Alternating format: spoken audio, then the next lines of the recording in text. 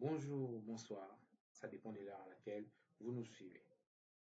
Alors, dans cette première vidéo et démonstration de l'application Control 6 Lab 2025, ce logiciel a été conçu dans le cadre d'un projet de la faculté polytechnique de l'Université de Kinshasa et bien sûr dans le département de génie électrique et informatique, qui est un département au sein de la faculté polytechnique.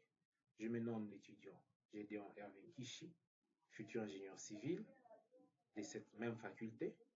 Alors, je vais vous parler brièvement de l'application dans cette vidéo.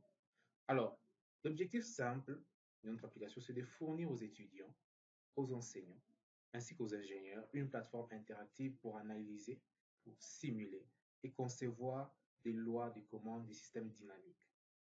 Alors, avant d'aller dans les détails des fonctionnalités, très rapidement, faisons un tour dans notre application.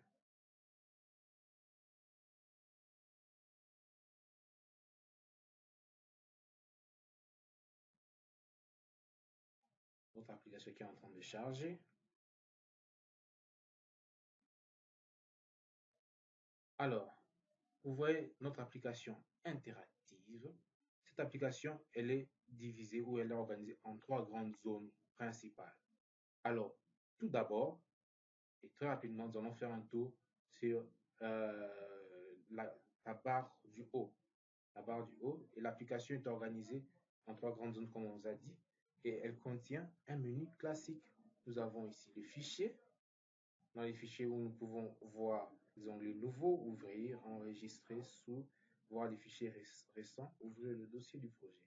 Et même parfois, quitter l'application si l'on ne veut pas quitter par l'autre bouton. Nous avons édition. Dans édition, nous pouvons copier toutes les données de notre application. Dans outils, nous pouvons exporter en PDF ou en CSV, mettre les propriétés de notre application, les préférences, ainsi de suite.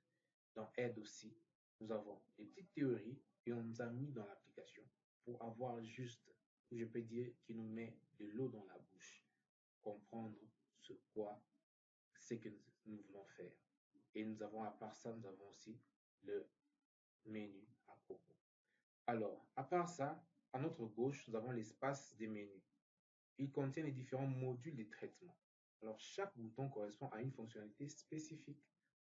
Et nous avons l'analyse d'état, la commandabilité, le retour d'état, les retours de sortie. Nous avons les systèmes non linéaires, nous avons la conception PID, ainsi que les rapports.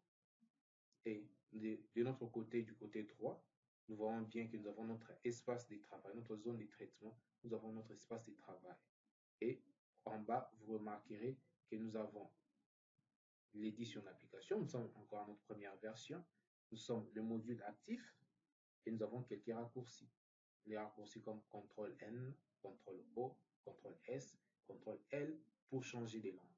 Alors, comme je ne l'ai pas dit dès le début, c'est un logiciel que nous avons préféré mettre dans plusieurs versions des langues pour permettre non seulement aux ingénieurs congolais, mais aussi aux ingénieurs anglais, aux ingénieurs portugais, aux ingénieurs russes ainsi que chinois d'utiliser cette application. Bien sûr, dans les versions qui arrivent, nous allons ajouter peut-être des langues et pourquoi pas étendre par rapport à vos retours. Alors, nous allons voir comment est-ce qu'on peut changer les langues. C'est avec CTRL-L. Vous remarquez que nous tombons dans une autre langue qui est le portugais. CTRL-L. Nous tombons dans une autre langue qui est le russe. CTRL-L. Nous revenons en anglais. CTRL-L. Nous revenons en chinois. En tout cas, j'ai été très content de vous présenter cette première partie pour vous mettre de l'eau dans la bouche afin de vous donner le goût de venir et suivre notre vidéo suivante qui parlera brièvement de notre onglet accueil et vous parler vraiment dans le fond sur chaque module. Je vous remercie et retrouvons-nous à très bientôt.